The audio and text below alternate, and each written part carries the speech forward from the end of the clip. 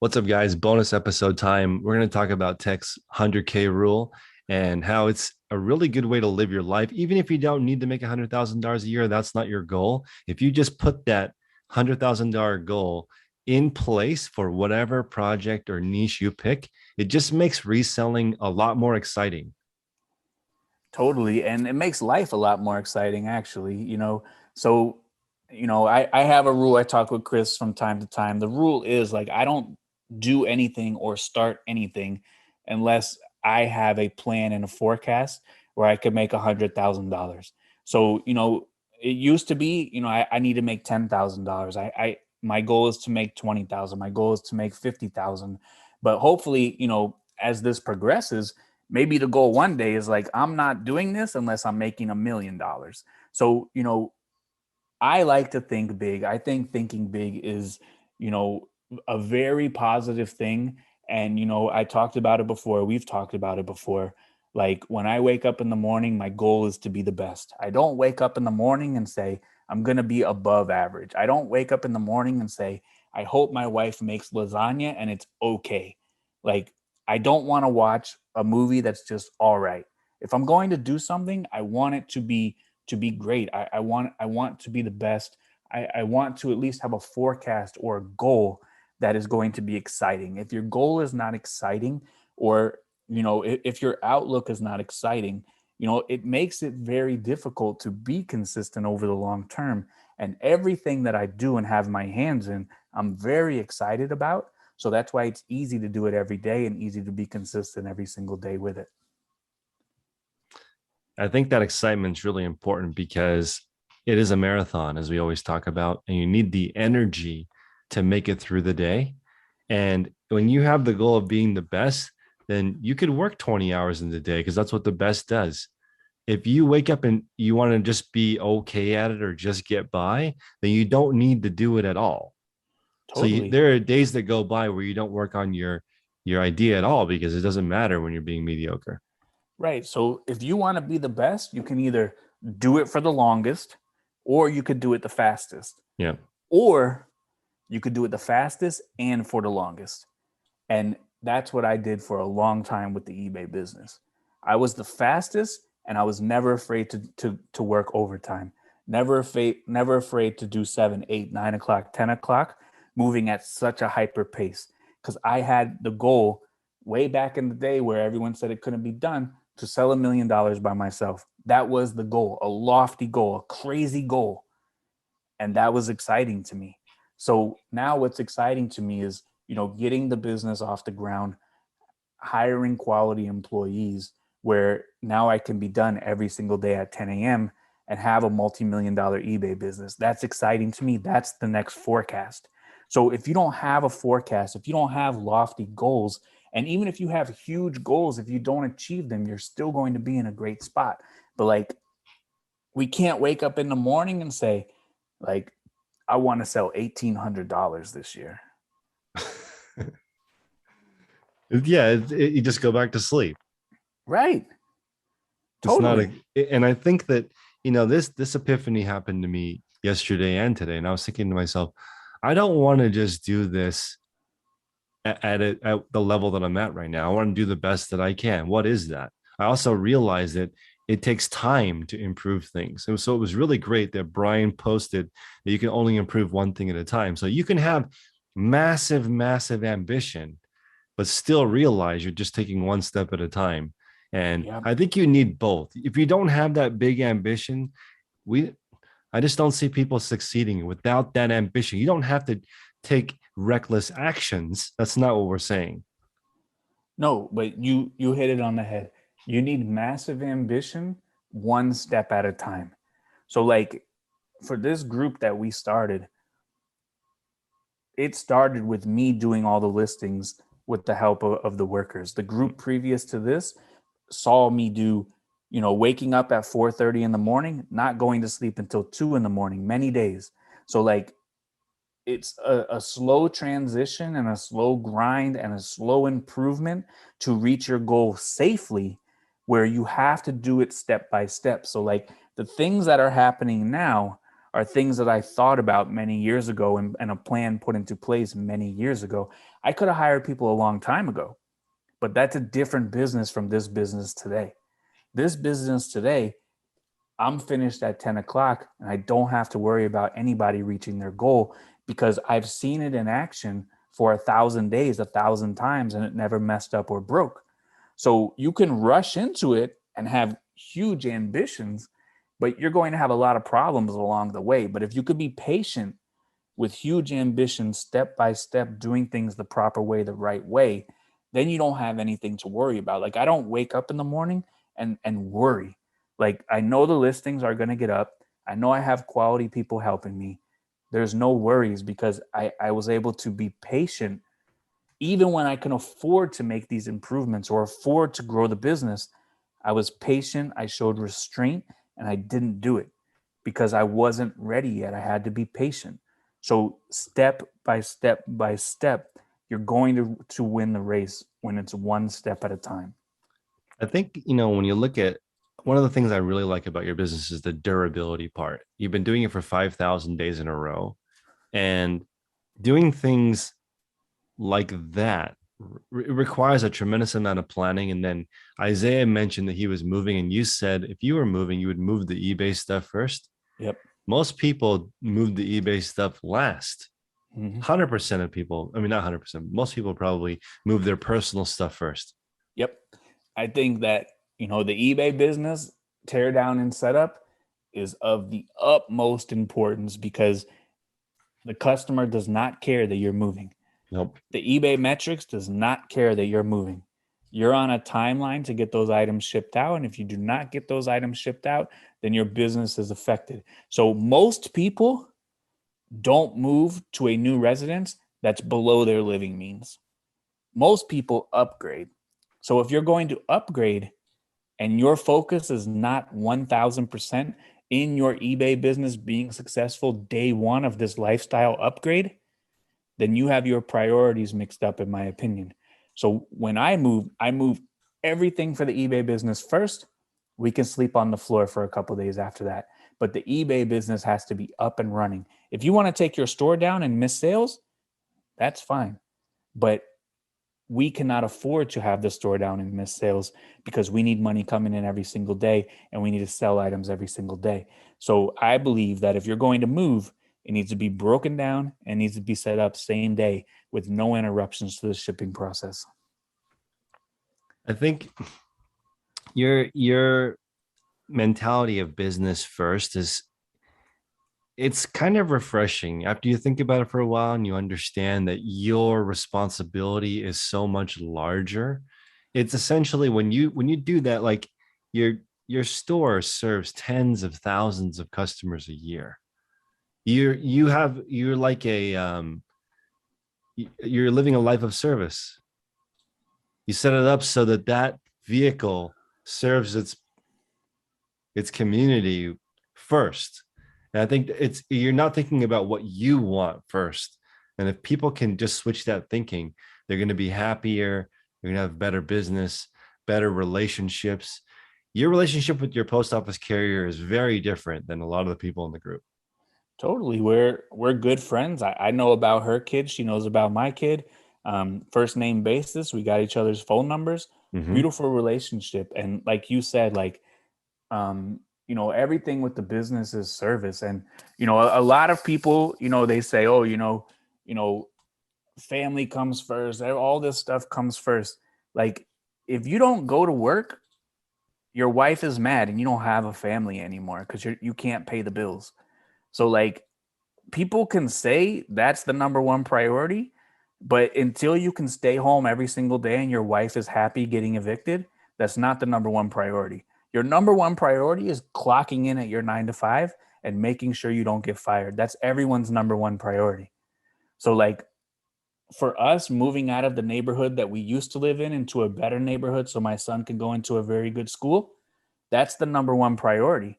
And without having the means to do that, my son grows up and he lives a totally different life.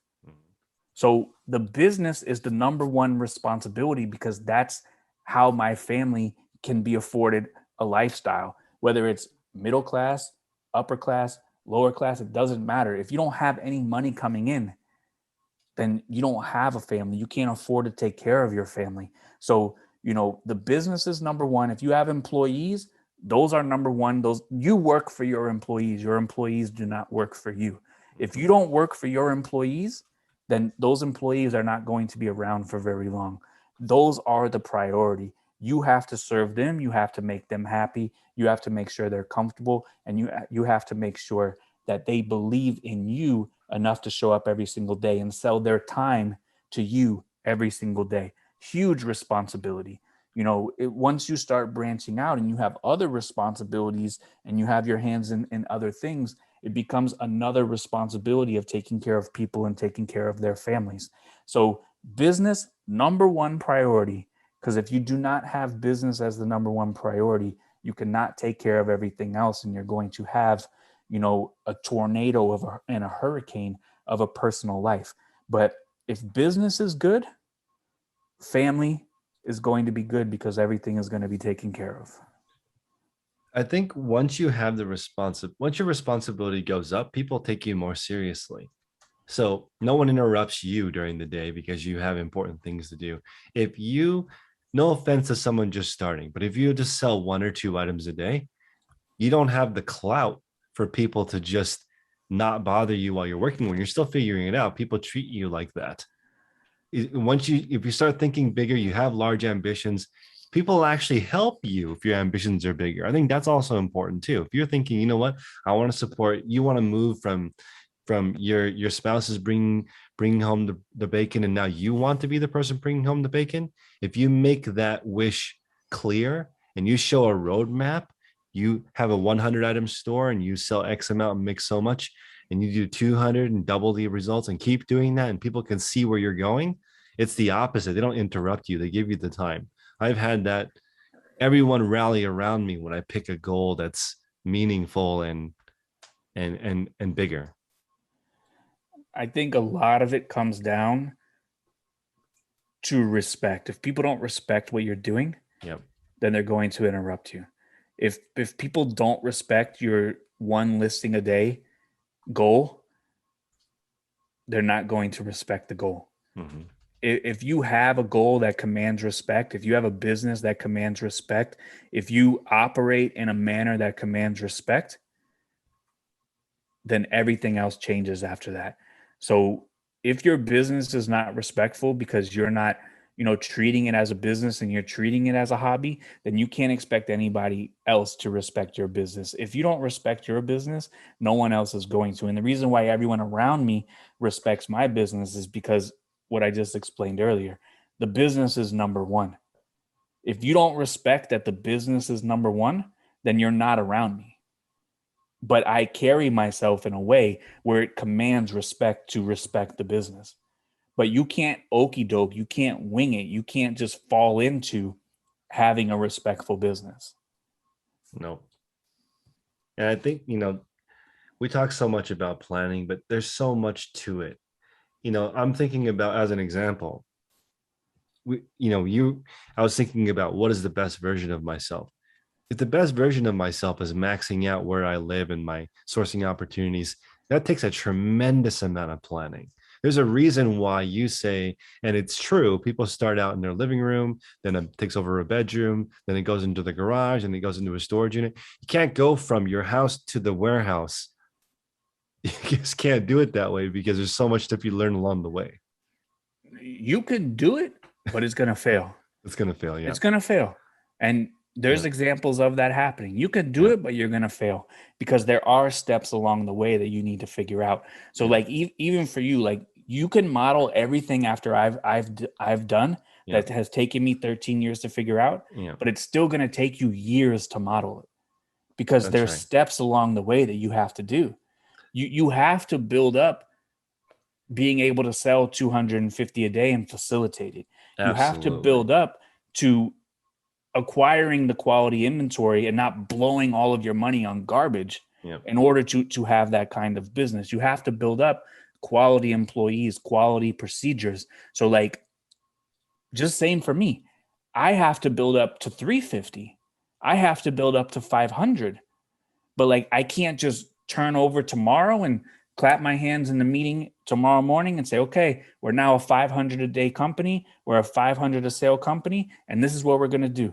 If we do that, we fall off the tracks and we're not going to be successful. And if we do that, we put our account at risk, because I can mark everything down 50% and sell 500 items tomorrow, but I can't ship it. I'd have to put a notice on Instagram and say, all hands on deck. We need more help shipping. And they're going to show up. And guess what? I don't have enough printers. I'm not set up to do 500 items out the door. Nope. So it's steps, it's baby steps. And you could lay out the entire blueprint, but you still have to go through it and figure it out for yourself and figure out step by step by step, and maybe reset and fall back 3 steps and figure it out, and then go back through it and take those other steps again. But like, to just all of a sudden skip steps, not possible and very dangerous to do. This is, like, I think of it like this: when you are doing any kind of physical activity, if you were to max out, go as fast as you possibly can, you have like 100% chance of getting injured. Your body cannot go to its max potential, because that, for any level person, you can't do that, because redlining is so dangerous. And the way that you have done it, not being injured, has made me think, you know what, there's a different way of doing this. It should be like almost like walking pace. Yeah. If you are at walking pace the entire time, and you just, over time, your muscles get stronger so you can walk faster, instead of running or jogging and greatly magnifying your potential of getting hurt. Totally. And it goes for all businesses. I don't know if you remember, but on Shark Tank, they had the guys come in and pitch the grilled cheeses called Tom and Chi. They had a rapid expansion. They did. And went out of business because they expanded too quickly. I didn't know they went out of business. Oh yeah, they opened up. There's interesting articles about it, but they overexpanded too quickly, and they didn't have the infrastructure for 11 stores or 14 stores, whatever it was. They were too far spread out, and they were opening too quickly. So those franchises ended up closing because they didn't have the infrastructure to do it. And if you don't have the infrastructure, and if you don't have the means for the expansions or the means for the growth, you end up in a lot of trouble. And I've been on eBay all of this time. Never have I even come close to losing top rated seller. Not even close to losing top rated seller. And if you lose top rated seller, talk about a kick in the nuts. Postage is going to kick you in the nuts every day. 100%. You're talking hundreds of dollars automatically off the top line because you don't have a discount on postage. Every single day. Every day, I know. That's another employee. It is. So if you lose top rated because you don't have things in order for your expansion or for your growth or for the current pace of your business, you end up in a lot of trouble. And this is the problem. If you lose top rated, now you're above standard, and you're not going to sell as many items because they throttle your traffic to being above standard. If you have too many defects, they're going to put you below standard. And this is what they tell you: get your percentage back into an acceptable range while we don't let you sell a lot of items anymore. That's right. It's very, very difficult. Yeah. And if you have any type of business, and now they pump the brakes and take all your traffic and tell you, get your percentages back in order, you're in a very bad position. That's exactly right. And I think that was also, there's been a lot of revelations in the new store, going from zero and looking at it. When I asked to get the increase from 1,000 to 2,000 listings, I asked, I'd like to get the standard doubling of the limit. What do I have to do to make sure that when the time comes once a month, when I ask for the increase, I can get the double? Because they said the maximum you can get is double. They tripled my limit after that call because I only had 1 out of 600 packages late. Great. So they were like, you're doing a great job. How many listings do you need? Very different conversation. So versus, hey, you need to fix what you're doing. They're asking what they're serving you once you get into the right metrics. And they're going to do that. They have every incentive to do that when you're selling through your store once a month. Yeah. Like, let this guy put up 10,000 listings. Let's sell 10,000 more listings once a month because this guy actually knows what he's doing. Yep. How many people call up and ask for an extension and don't know what they're doing? It was probably a breath of fresh air for you to call up with great metrics, and they're there to serve you because you are selling more items, you're making more money for eBay, and everyone at the end of the day is going to win. So, like, we're all in business by ourselves, but like we have many partners. eBay is a business partner. The post 100%. office is a business partner. Our suppliers are a business partner. The flea market is a business partner. All of these people are our partners in the business. And if they don't grow with us, our growth is going to be stagnated. If the post office cannot scan 100 items, but they used to be able to scan 20, it's going to be very difficult for you to grow your business. Mm-hmm. If the thrift cannot facilitate 100 items per day, but they could do 20 per day, your business is going to stagnate. So all of these things all have to grow with you and your business. Otherwise, you're going to have a difficult time. And this is something that I was thinking about as well. The eBay business grows by default because if you list 20, you don't sell 20, you sell 8. Year Mm-hmm. over year, your store grows. So you might have started out with a 1,000 item store, but year 2, you have 3,000 items. And Mm-hmm. a 3,000 item store and a 1,000 item store, totally different beast. Year 2, now you're at 6,000 or 5,000, totally different store from a 1,000 item store. Mm-hmm. eBay grows by default because we're never going to sell more items than we can list. And we're never going to sell every single one of our items. So by year 10, you're automatically at 10,000 items by default. And a 10,000 item store is a completely different beast from a 5,000, a 7,000, a 1,000 item store because there's all these other things that come into play: storage, more prep, more listing, more returns, more this, more that. So every single year, your store changes and increases, and there's more work every single year, even though you're doing the same amount of stuff every single day. No, that's right. And I guess eBay is also compounding. As your store grows, you have a larger pool of items to sell. So if you list 20 items a day for 2 years, the amount of items you sell each day probably will continue to grow as Right. long as you're doing it right. So Yep. you make more money doing the same amount of work, Mm-hmm. which it gives you more options. Right. Gives you more options. You're making more money for the same amount of work. But this is the thing: you're only doing the same amount of work for one portion of the process, which is listing. That's right. There's if you're That's right. selling more items, you're getting more returns. If you're listing Yeah, more that's items right. and your store grows, um, you are dealing with more customer questions. You're selling more items, so now we have different things we have to look at with our metrics. You're selling more items, so your shipping process takes longer, your picking process takes longer, but the work that we all think about as work of listing stays the same. But everything else is an increased workload that we have to continue to mold to fit our schedule so we can be consistent and be done at a reasonable time every single day. But for you've kept your listings for the same, but you've had to redo your inventory because you're selling more items.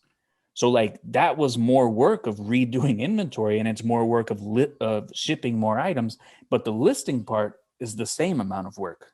That's why I can't grow this year at all, because I looked at it and it doesn't work because shipping is getting busier because it's getting busier in the season. So Yeah. I have to account for the fact that it's going to take longer to ship. That's why I've been thinking about shipping so much, Yeah. because shipping is going to take a lot longer. So if I were to grow right now and have that additional shipping burden, that would be horrible. It's So hard. I've just got to do the opposite. It's got to stay the same and increase the.